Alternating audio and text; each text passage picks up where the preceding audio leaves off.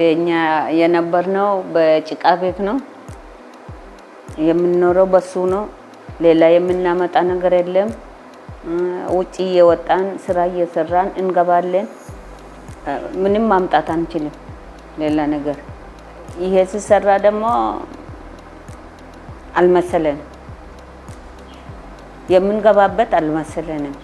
እኛ ለራሳችን እንዲሁ በዛኛው ቤት የምንኖር ነው እንጂ እውነት ነው ይሄንን የምናገኝ አልመሰለኝም። እዛን ጊዜ እዛ ቤት አልጋም ሁሉን አይደርስም። ብዙ ልጆች ነው ያለን። ሌላው መሬት ይተኛል፣ ሌላው ደግሞ አልጋ ላይ ይተኛል። እንግዲህ አንድ ነገር የምናገር ሰው የለም። እዚህ ግን ስንመጣ ለልጆቼም ለኔም ለእንግዳ አልጋ አለ። ምንም የሚቸገር የለም። እያየን ነው ምንተኛ። ስለዚህ እኛ አሁን እኔ ከመጠን በላይ ነው ደስ ያለኝ፣ ደስ ብሎኛል። ለምን እንዲህ አይነት ቤት መግባት ይቅርና ቆንጆ ቆርቆሮ ጭቃ ቤት መግባት አልመሰለኝም። አሁን ግን እንጃ ምንም ማለት አልችልም። እግዚአብሔርን ማመስገን፣ ይሄንን የሰራልንን ደግሞ ማመስገን፣ ይሄ ብቻ ነው ያለው። እኔ በጣም ነው የምደሰት። በቃ ሁሉንም ሲያይ በውጭ እጄ ገባ እጄ የት እጄ ሲመጣ በጣም ደስታ ነው የሚሰማኝ። ለምን እንዲህ አይነት ቤት ውስጥ ኑሬ ማላቅም፣ ቁጭ ብዬ ማላቅም። ልጆቼም እንዲህ አይነቱ ቤት ውስጥ ኑሮ አያውቁም። አሁን ከነ የሚለዩት ሌላ ቦታ ኪራይ ሲቀመጡ እንዲህ አይነት ቤት ውስጥ አልተቀመጡም። ስለዚህ እኔ በጣም ነው ደስታ የሚሰማኝ።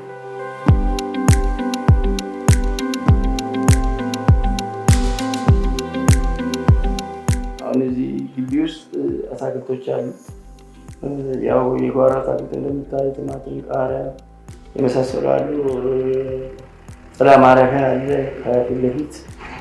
ውስጥ ደግሞ ያው እንደምታየው ሚዲያ ቴሌቪዥን አለ። ሻወሩ ራሱ የተሟላ ነው። እስከ ሳሙና ማስቀመጫ ድረስ የተሟላ ነው። ሽንት ቤቱ፣ ሻወር ቤቱ በአንድ ላይ እንደዛ ሌተስት ነው፣ በአንድ ላይ ተሰርቶ። ቀጥሎ ደግሞ ኪችን ውስጥ ስቶቭ አለ፣ የስቶቭ ማቀረጫ አለ። ይሄን የመሰለ ከኋላ የጥጃ ማሰሪያ፣ ይሄ ሁሉ የተሟላ ነው። ጉልበት ያለው ሶላር ነው የተገጠመለት። ሁሉንም ማንቀሳቀስ የሚችል ሶላር ነው የተገጠመለት። ከጭስ ተለይተናል። ከሱ ጋር አንገናኝም። ለምን እግዚአብሔር ይመስገን ንብ ከገባችበት ለኛ ይጠቅማል። ከዛ ውስጥ ነው ማር የምናወጣ፣ ከዛ ውስጥ ነው የምንጠቀመው፣ ከዛ ውስጥ ነው የምንበላ። ስለዚህ ይጠቅማል። ቤት ሰርቶ እንዲህ ያስቀመጠን የሱ ከመጠን በላይ ነው የሚሰማን። እግዚአብሔር ይስጠው፣ እዛው ያኑረው፣ ከዛ እንዳይለይ እፈልጋለሁ። በጣም ነው የማመሰግናቸው። በጣም ላይ ብሎ እዚህ ቀበሌ ላይ ይሄንን አስበው የሚያደርግ መንግስት፣ ለቀበሌ የሚያስብ መንግስት አልነበረም። የቀበሌ ምንነት አለ፣ ግን መንግስት ላይ ብሎ በጠቅላይ ሚኒስትርነት ደረጃ ቁጭ ብሎ እዚህ ቤት ሰርቶ ለድሃ እንዲህ ሰው እንዲሻሻል፣ ሰው እንዲማርበት፣ ሰው እንዲደሰት ለሚያደርገው ለጠቅላይ ሚኒስትራችን በጣም ነው የላቀ ምስጋና ነው የማቀርበው። በጣም ነው የምወዳቸው። በጣም ከመጠን በላይ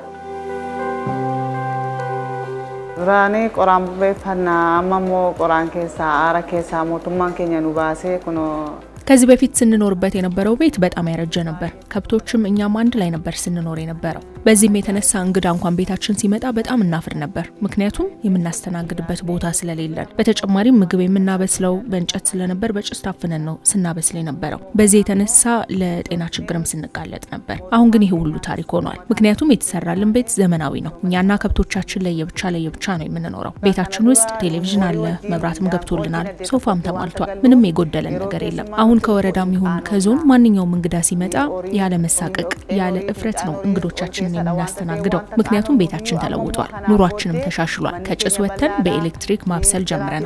ከዚህ በተጨማሪ ግቢ ውስጥ ንብ እናረባለን፣ ማርም ከነሱ እንጠቀማለን። ዶሮና ከብትም እያረባን ህይወታችንን በጥሩ ሁኔታ ነው እየኖርን ያለ ነው። ለዚህ ደረጃ ያደረሰንን መንግስት በተለይ ጠቅላይ ሚኒስትራችንን ከጨለማ ህይወት ስላወጣን እጅግ አድርጌ አመሰግነዋለሁ። እድሜና ጤና ይስጥልኝ። በድጋሚ ፈጣሪ ያኑረውላለሁ።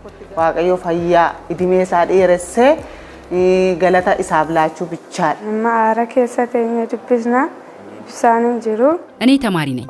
በመሆኔም ማጥናት ግድ ይሆንብኛል። ነገር ግን ከዚህ በፊት የማጠናበት ቤት ለብቻ ስለሌለኝና ከከብቶች ጋር አንድ ላይ ስለምንኖር መብራትም ስለሌለን ለማጥናት በጣም እቸገር ነበር። በጭስ ታፍኜ ነበር የማጠናው። አሁን ይሄ ሁሉ ተቀይሯል። ምክንያቱም ለብቻ የማጠናበት ቤት አለኝ፣ መብራትም አለ። ያለምንም ስቃይና ሰቆቃ እንዲሁም ጭንቀት ደስ ብሎኝ ነው የማጠናው። ከዚህ የተነሳ በትምህርቴ ላይም ለውጥ እየመጣ ነው፣ ውጤታማ እየሆንኩ ነው። ለዚህ ደረጃ ያደረሰኝን መንግስት በተለይ ጠቅላይ ሚኒስትራችንን እጅግ አድርጌ አመሰግናለሁ። ፈጣሪ ይባርክልን፣ እድሜና ጤና ይስጥልን። አመሰግናለሁ። ኡሙሪ ሳኒ ፈሬርሲ እነሱ እንዲህ አይነቱ እንደ ገጥማቸው በጣም ነው የምመኝላቸው። እንዲህ አይነት ውስጥ እንዲኖሩ በቃ ከመጠን በላይ ነው ለህዝቡ የሚመኝ። ሁሉም እንዲህ አይነት ውስጥ ኑሮ አንድ ላይ ኑረን አንድ ላይ መተን ተጫውተን በቃ የፈለገውን ነገር ብለን ብንገባ ይሻላል እንጂ አሁን ሁሉም እንደኔ ቢሆን እኔ በጣም ነው የሚሰማኝ።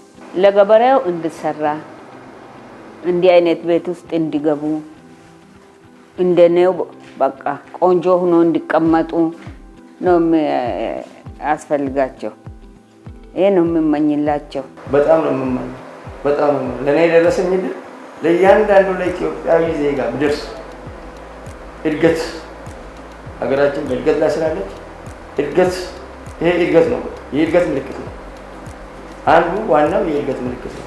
ለእያንዳንዱ ደርስ ነው ደስታ ያለው ሞታን ቀቀምኔ ፊሞጋ ኦጄን መንግስታችን ልክ የኛ ህይወት እንደተለወጠ የሌሎችንም ሰዎች ህይወት እንዲለውጥ በተለይ እንደዚህ አይነት ቤቶች ቢገነቡ ሀገራችንም ስለምትለወጥ ይህንን ለሁሉም ቢያዳርስ እኛም የሚጠበቅብንን ሁሉ ለማድረግ ከመንግስት ጎን ሆነን ለማገዝ ሁሌም ዝግጁ ነን። ኑንሞ ኦጄኔ ካንን ቀምኔ ገርጋሩ